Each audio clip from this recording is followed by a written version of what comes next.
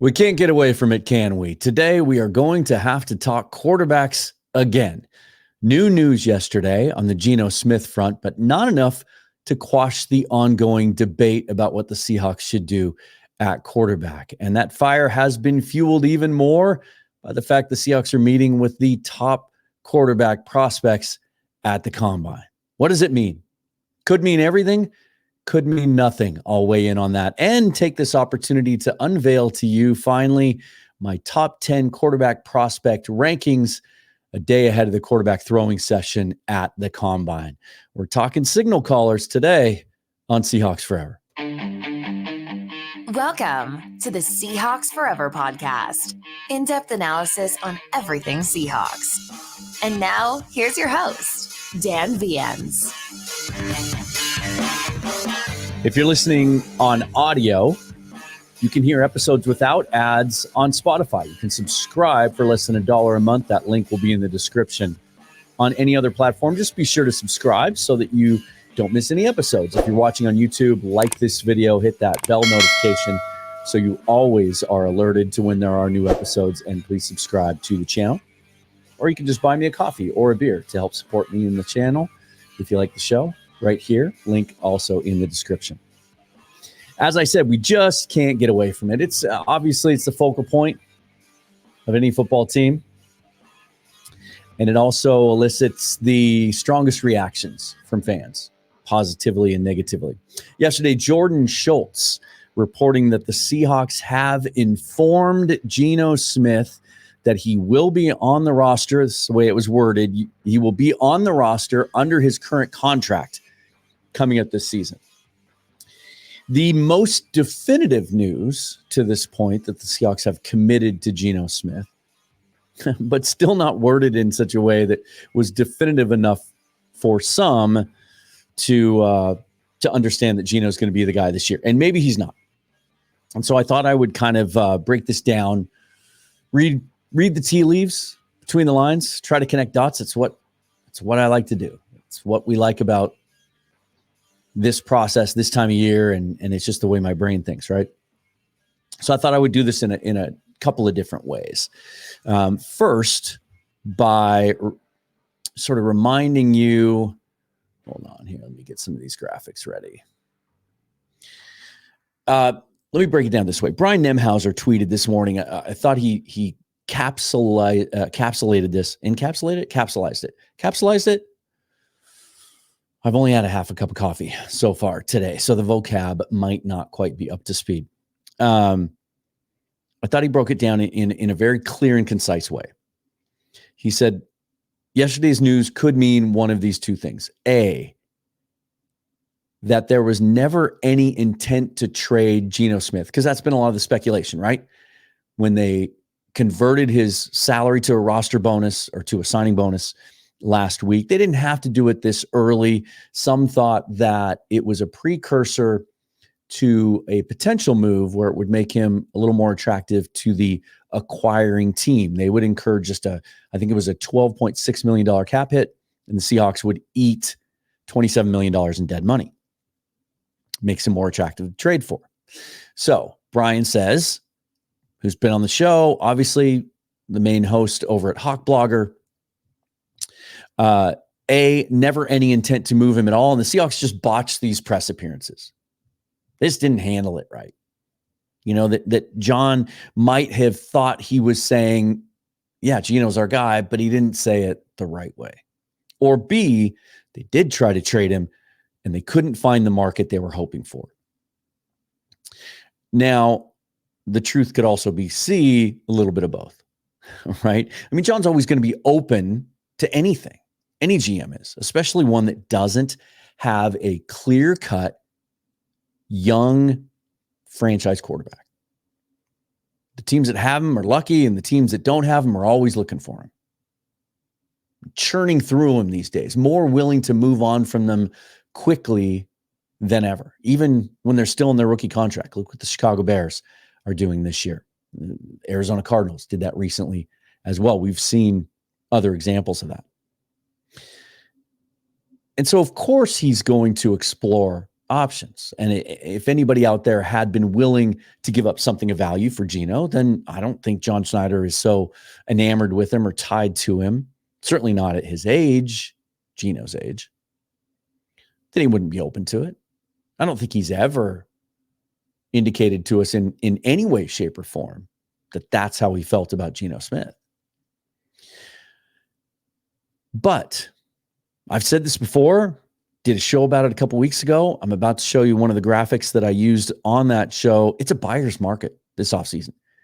A historically rich, I don't know, treasure trove might be a little bit of a strong statement. You know, beauty's in the eye of the beholder.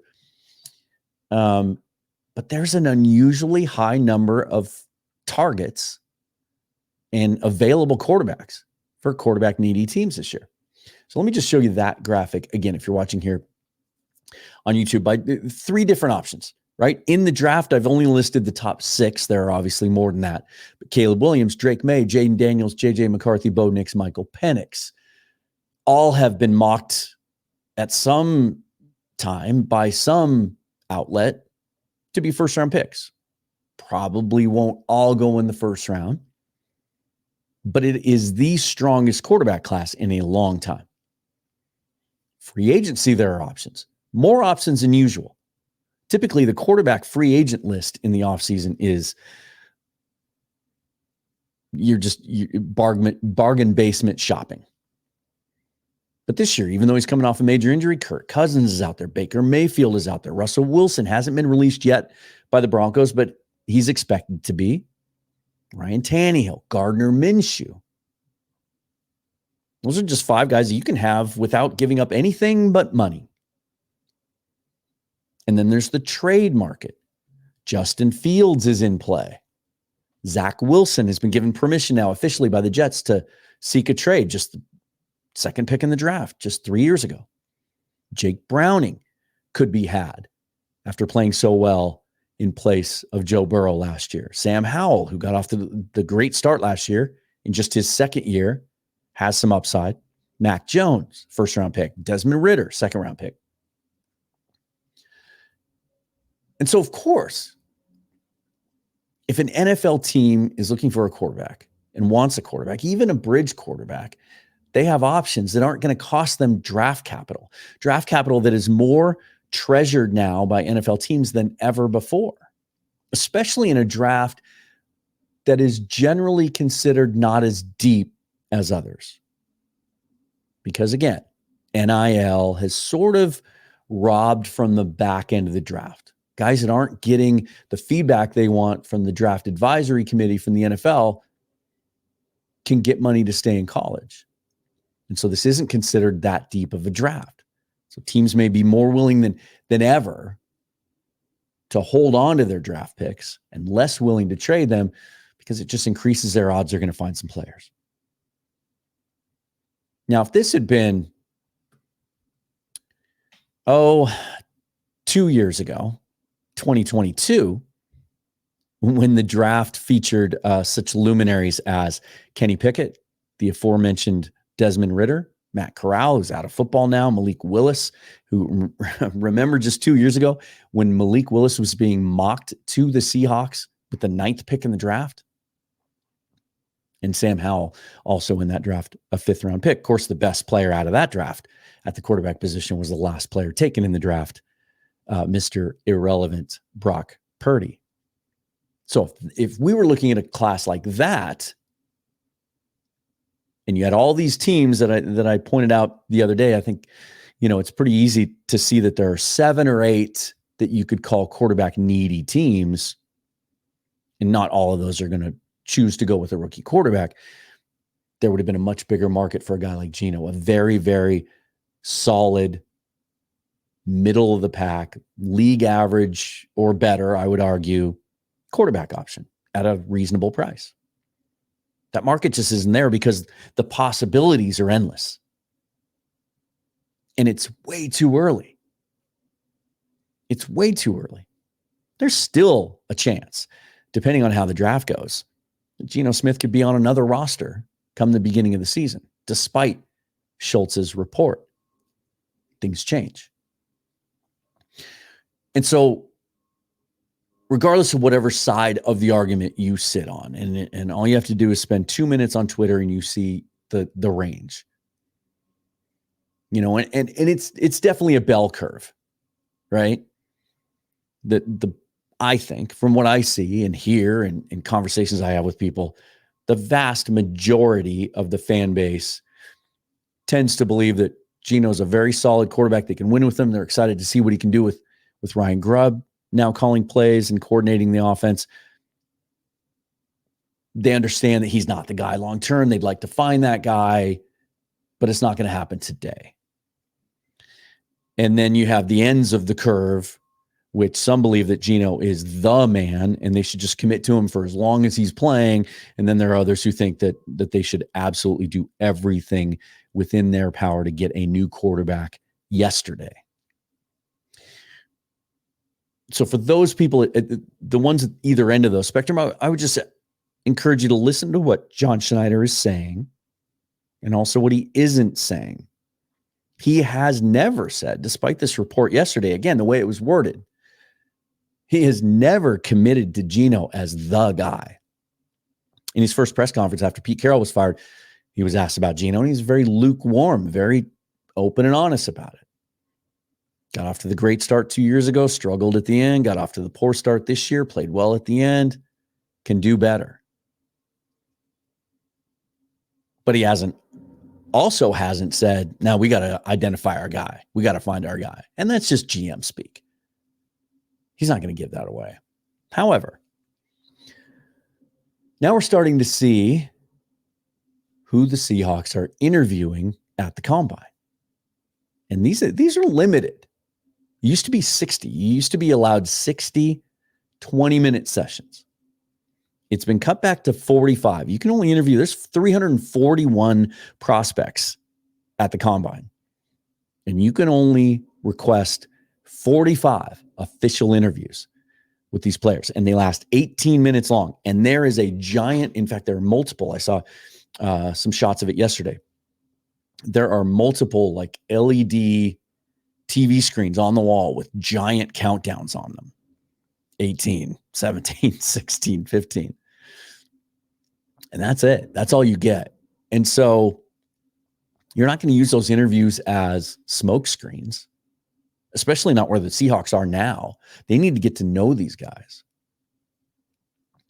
And so, I don't think they're going to waste any of those interviews on players that they aren't legitimately considering drafting in some way, shape, or form.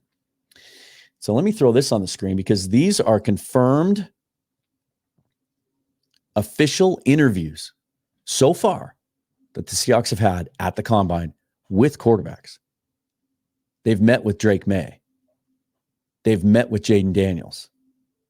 They've met with, I've got Drake May listed twice on there. They did not meet with him twice.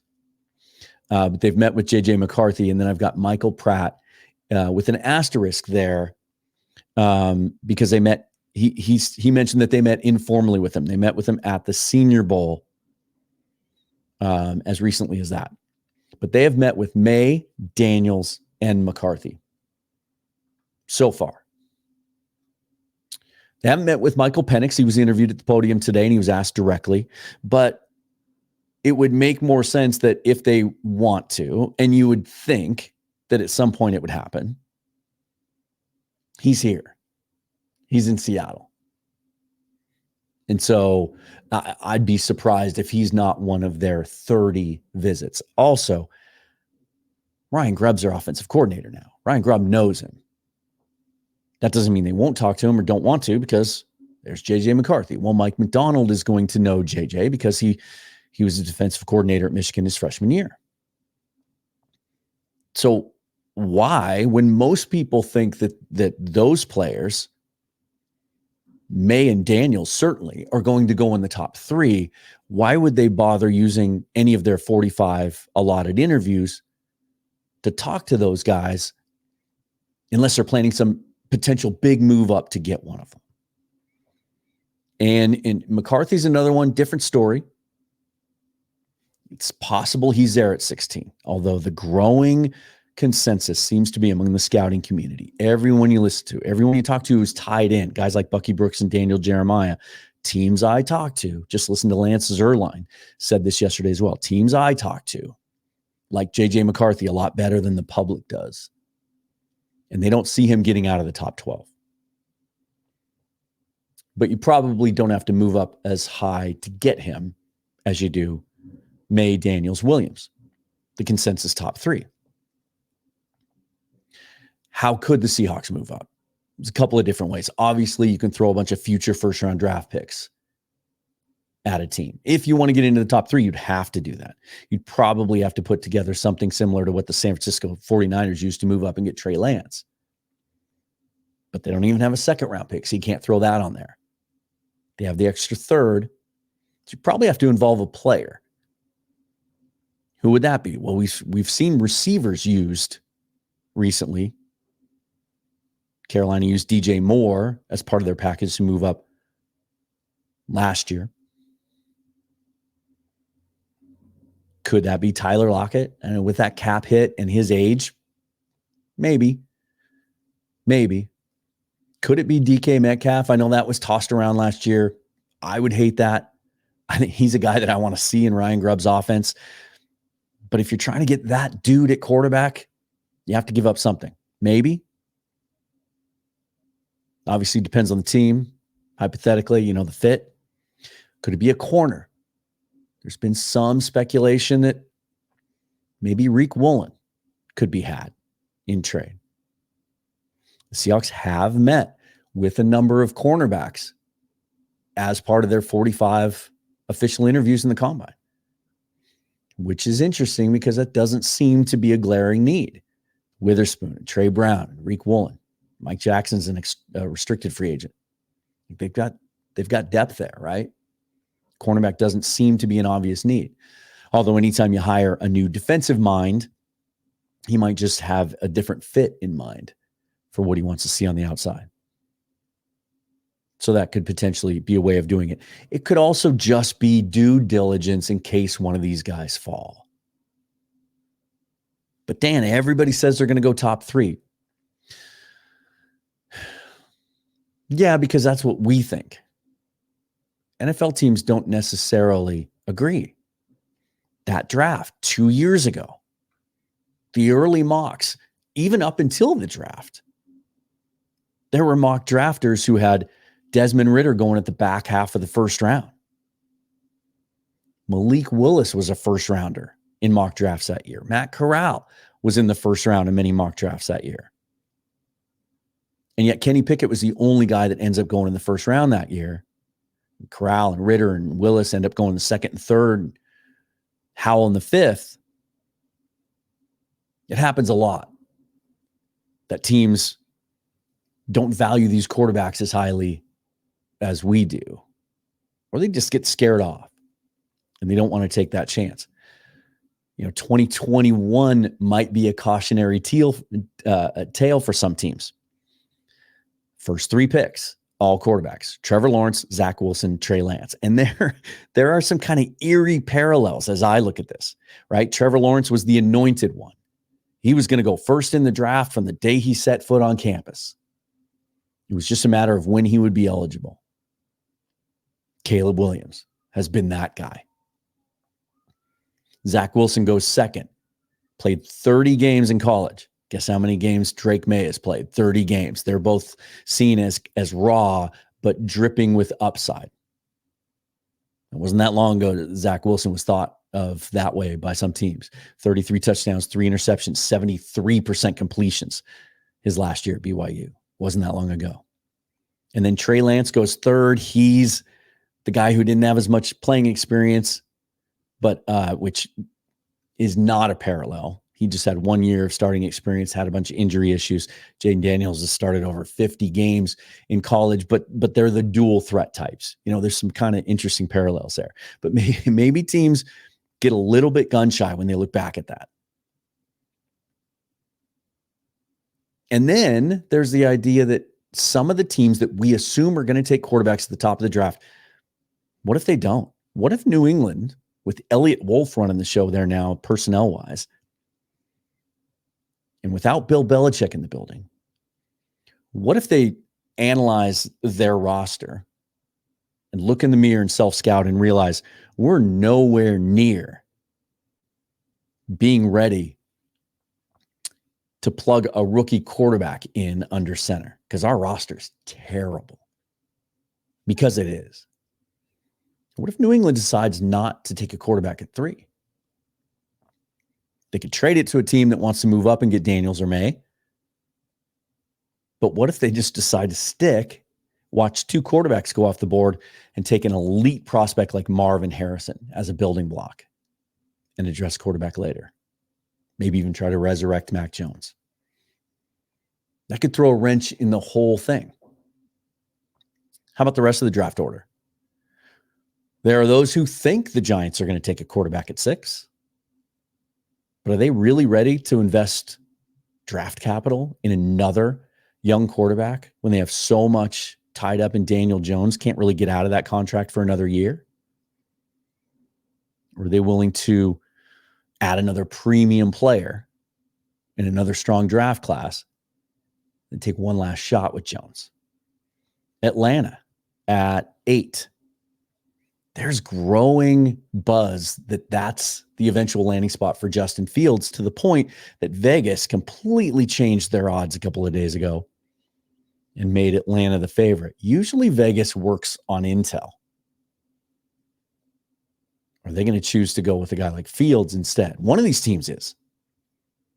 Maybe it's the Raiders. All right, Minnesota. Are they going to take a quarterback? For sure. Kevin O'Connell just said at the Combine 2 days ago, we want to bring back Kirk Cousins. We're going to do everything we can to do that. We hope it'll work out. And they have other needs. Denver, yeah. At 12, they're taking a quarterback.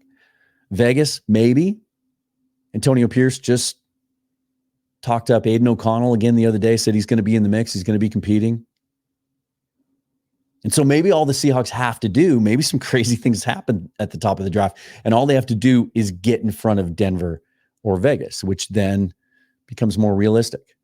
That extra third and a first next year might do it. Right? You might only need to leapfrog one of those teams. So yeah, they're going to meet with these guys. Because one may fall, and McCarthy's a wild card. And they don't quite know where he's going to land. What about Chicago at 9? That might be a destination because they've already taken, theoretically, Caleb Williams at 1 or whoever they deem the guy. The Jets at 10. We know about Schneider's connection and relationship with Joe Douglas. How many deals they've made over the years. So we want answers now. And so we try to decipher this stuff because we want, whichever way you want this to go, you're looking for any tidbit of information, rumor, speculation that fits your desired outcome.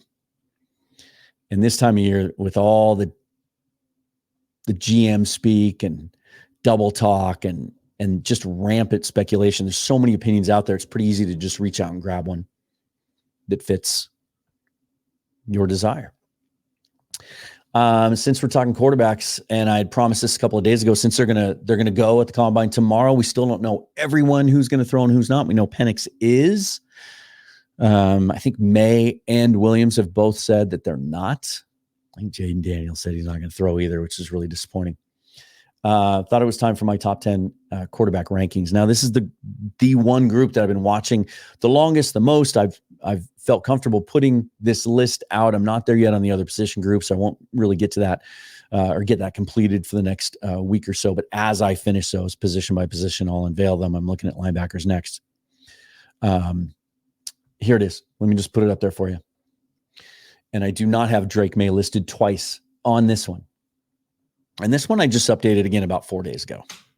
I had it set. I won't tell you how it was set to begin with, although I will tell you this. I moved Jaden Daniels up. So here's my top 10. If you're listening on audio, I'll just list them through. My number one guy, and again, I've just adjusted this in the last few days, is Jaden Daniels. And then I go Caleb Williams, Drake May, JJ McCarthy, Michael Penix 5, Bo Nix 6. And then we get into that next tier. Jordan Travis, Florida State, Spencer Rattler, South Carolina, Michael Pratt, Tulane, and Joe Milton from Tennessee. Why do I have Daniels number 1? I had to overcome some perceptions that I had and some feelings that I had about this that went all the way back to his time at Arizona State, because I remember watching him as a true freshman beat WSU in Arizona. And I thought at the time, all he was a scrambler.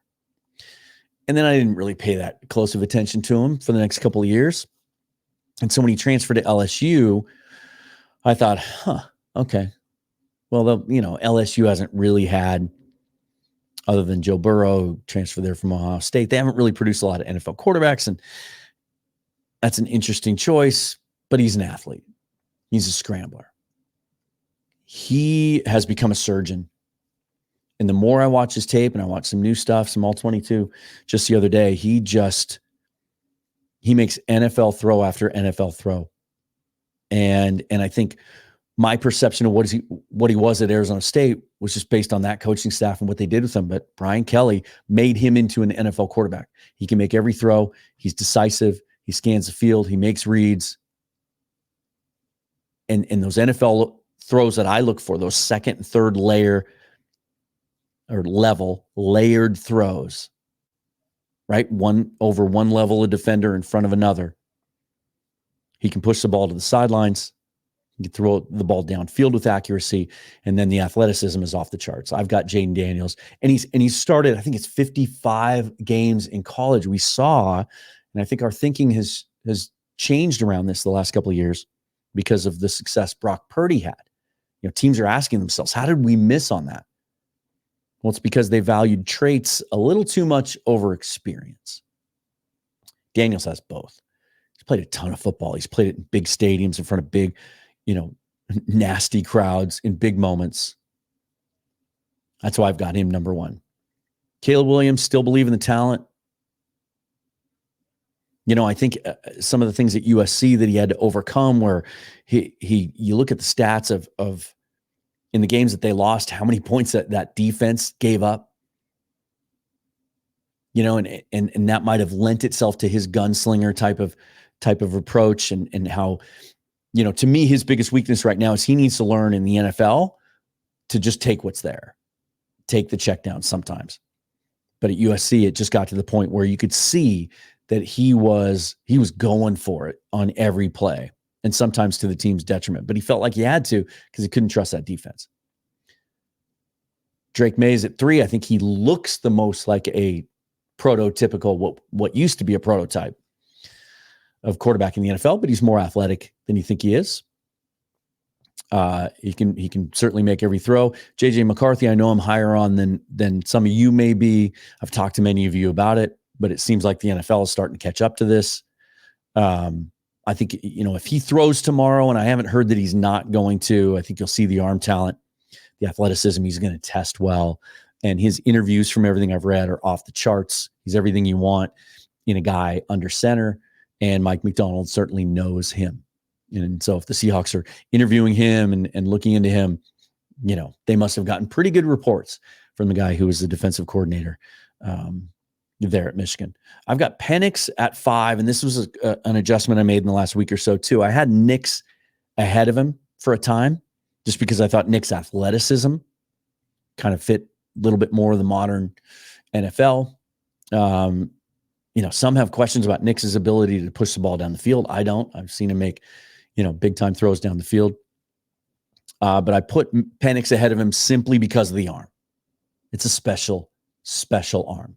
It's the best arm in this class, and one of the best arms we've seen in the last few draft classes. Questions about his medical history, all of that stuff, I get it, but that arm is so special. He's played a ton of football. He's overcome adversity. He's played in big moments and big games. That's why I've got him slightly over Bo Nix. And then there's a huge drop-off I mean, we might be talking about now, one of these guys is probably going to fall into the second round. And then we're talking third round, I think, after that. And the reason I have Travis at 7 ahead of Rattler and Pratt, these guys are all pretty close. I would say that they're lumped together. There's 3 tiers. There's Daniels, Williams, May. The second tier is McCarthy, Penix, Nix. The third tier for me is Travis, Rattler, Pratt. And then there's a big fall off before my number 10. I see plays that Travis made that are special. I see a really quick release. Some say that his arm isn't good enough. I disagree with that. I see a really quick release, velocity on the ball. I see him getting the ball into tight windows.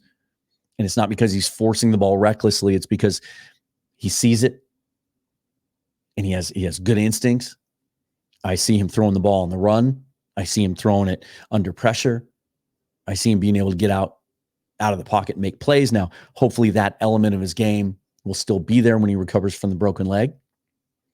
He might be this year's Hendon Hooker, where potentially he's not ready to go. He's not ready to play as a rookie. So you draft him. If he's there with one of those extra picks for the Seahawks and they haven't taken a quarterback yet, then I'm taking him all day long. And I'm just, stashing him on the injured list if I can and trying to develop him there. He's a really exciting player. Also, I couldn't help but be influenced by Max Brown when he was on the show a month ago. And I asked him for his version of this year's Brock Purdy. And he mentioned Travis as a guy that he really thought could be an NFL quarterback. Rattler is the wild card in this whole thing. You see a lot of really cool stuff on tape. There are some people who are extremely high on him. The release is so confident and strong. He's really got some arm talent. He had a terrible offensive line, 6 starters there injured last year, just constantly rotating guys in and out there. Yet he never complained. He had to overcome some perceptions of some immaturity earlier in his career. He was a 2-time captain at South Carolina, never complained about the offensive line, didn't let it affect his game. He didn't become gun shy or jumpy at all. He can make plays on the move. He could scramble around a little bit. The one thing I saw on tape that did concern me is I charted 2 games recently where he threw 6 deep balls. 5 of them were underthrown. So that's something that he would certainly need to fix. I think he has the arm to do it. And then Michael Pratt's a guy with a lot of experience. Again, tons of starts at the college level. None of his traits really jump out at you on tape, but reads field well, scans the field, good decision maker, doesn't throw interceptions. He's got some athleticism to him. And he just looks like a very competent quarterback. And then Joe Milton, I've gone on here at 10, simply because of the arm. I still don't know. I've watched a few games of his on all 22, and I still can't tell you as I sit here today if he's an NFL quarterback or not. I don't know about his decision-making. That offense is hard to gauge at Tennessee. He's got guys running wide open. It was a similar challenge last year, trying to make sense of how good of an NFL prospect Hendon Hooker was before his injury. But the arm is there. Man, you watch him push the ball outside the hash marks, and it's incredible. But it's kind of a funky, the way he does it, it's very upright. He's a big dude. He's 6'5", 240. He stands straight up and down. He kind of throws straight up and down, doesn't really stride into it, doesn't get his lower half involved, which shows you even more so how special that arm is. Sort of stands back there like a statue. He can move, but it's not his strength. You don't want him moving. There was a really ugly play where he was scrambling to his left in the Senior Bowl and tried to throw it to his running back and just spiked the ball. That didn't look good. That's not what you want him doing. That's not his game, but there's so much arm there that there's a little something to work with there. So that's my top 10. Tell me what you think of that. Give me your feelings on what you think the Seahawks are going to do. Do you see any clues that lead you to believe they're leaning one way or the other? It's easy to talk yourself into either argument, right? I can absolutely see a scenario where, because of this big change, and we're moving into a new era, that this is the quarterback class where you take a chance and you figure the rest of it out. You do what the Rams have done the last couple of years, and you just make sure that you make some really shrewd picks in rounds 3, 4, and 5 to stock your roster. You go after some mid and lower tier free agents once you clear some cap space and fill some of your holes that way. And you bank on these last 2 draft classes that you believe so much in. Some of those guys haven't even contributed yet. This offseason doesn't get any less fascinating as we get each day deeper into it. And what is the current, as we are now precisely, as I record this, 55 days, 5 hours, 14 minutes, and 31, 30, 29, 28 seconds away from the NFL draft. I cannot wait. Follow me on Twitter at Seahawks Forever. Thank you for supporting the show. Be sure to subscribe. Let me know in the comments what you think. Forever and always, go Hawks. See you next time.